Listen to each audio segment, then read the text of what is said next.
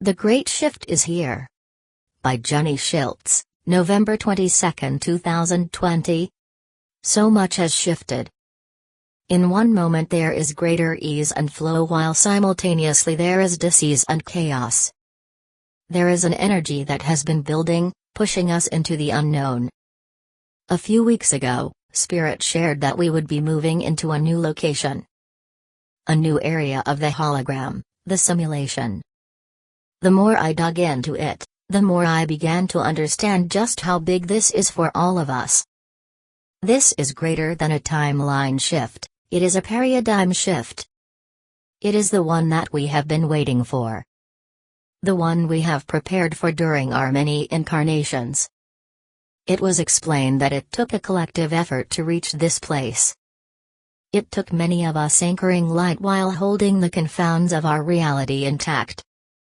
They showed me the earth as if it was a flat map, each person anchoring the light, was like a thumbtack holding all in place as we transverse this massive shift. This achievement is incredible and has brought on much celebration in the cosmos. A giant shout out to all the space holders and the light anchors. We did it. When I asked for greater understanding of what this new space and time period would feel like, they explained it in ways that I could understand. As someone who has lived on a farm, they choose to use that experience to help me grasp what they were explaining. They showed me cows being herded from a field that was dry and barren into a giant round holding pen. Some cows were fearful and stayed towards the gates where they were let in. Others, however, seemed to understand and knew that they were safe and that good things were coming. These cows moved towards the front of the herd and into individual cattle chutes. On a farm, a cattle chute is used to contain a cow while health checks are made. It is tight and it squeezes them, holding them in place in order to keep them from kicking, turning or hurting themselves or the people tending them. Once they were through the cattle chute, they were let out into a gorgeous pasture that was healthy and looked like a bovine paradise. Even though this was happening, there were still those cows that were fearful, attached to the old dying field and stayed by the entrance gate. With those images in my mind, they explained that this is what is happening to us. We have been moved to a new location, a new simulation.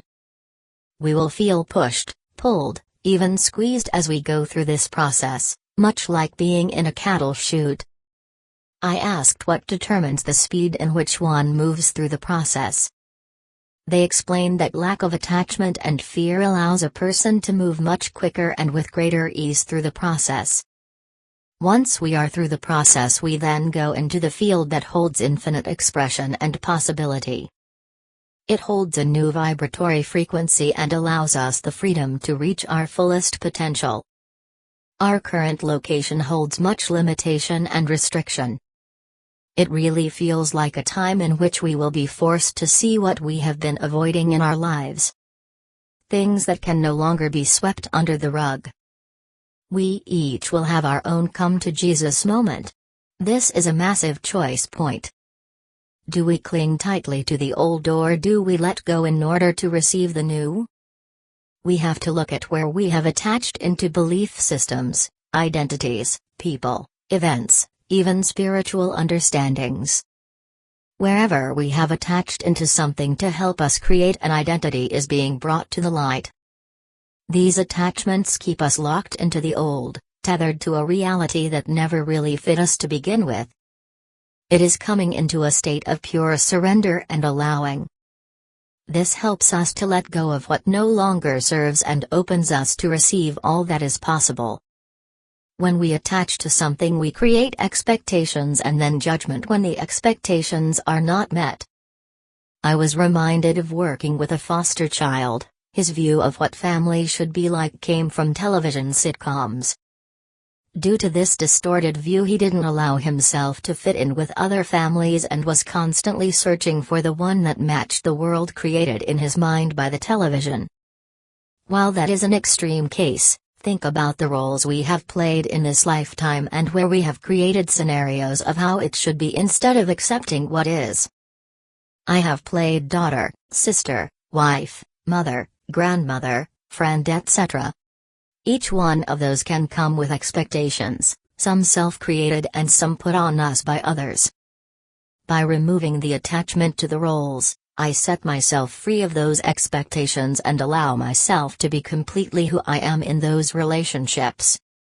It is often the expectations and subsequent judgment that keep us from living in full authentically and playing small. It is from the space of non-attachment that we can truly love a person for exactly who they are, including ourselves. It is also from this space that we can allow another to experience the full depth of their creation. This is essential right now. We each have to see and experience our creation without victimhood and blame so that we can see clearly what we need to do to change it. It is in the wanting to change or assist another that attaches us to their reality, one in which you don't belong. #allow #let go #boundaries. Click to tweet. It can feel counterintuitive to remove the quantum entanglement that we have created, especially with loved ones. Yet, what I am experiencing is that rather than becoming cold and uncaring, removing myself from what I have attached to creates such space within that it fills only with love. It is now completely up to us to set ourselves free. We are not waiting on the collective to awaken or for a particular event. You setting yourself free is your personal event. This new space we find ourselves in has a different vibratory frequency than we have ever experienced before. There is a different quality to the tones that we are hearing. By going within, we are making incredible shifts even though the outside looks like chaos. This new demands that we give ourselves the space and the grace to adjust to it and explore more of our own truth. The more you let go of all of your attachments, the more you come home to yourself and your place within the universe. Understand that it is not that the attachment is removed from you, it is that you remove yourself from what you are attached to. Start thinking about people, places, even belief systems that you may have attached to.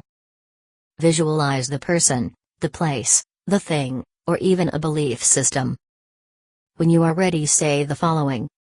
I pull back any energy I may have given or left behind from this or that. The quantum entanglement is now removed. Breathe deep and on the exhale know that you are no longer quantumly attached.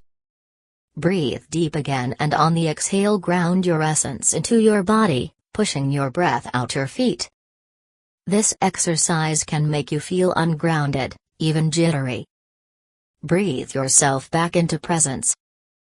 Notice what comes up within as you do this for loved ones, places that hold memory, and belief systems. The emotions that you feel will show you just how strong the attachment is. For some it may bring in immediate lightness, for others it can bring in an anxious feeling. Sit with the emotions and fears, acknowledge them, and then let them pass through. This will help you to not reattach due to fear.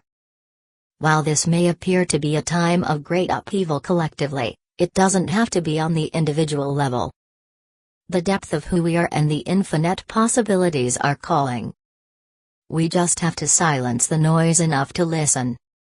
Sending you all lots of love as we adjust to this new space. Please join my mailing list so that you keep up to date with my postings.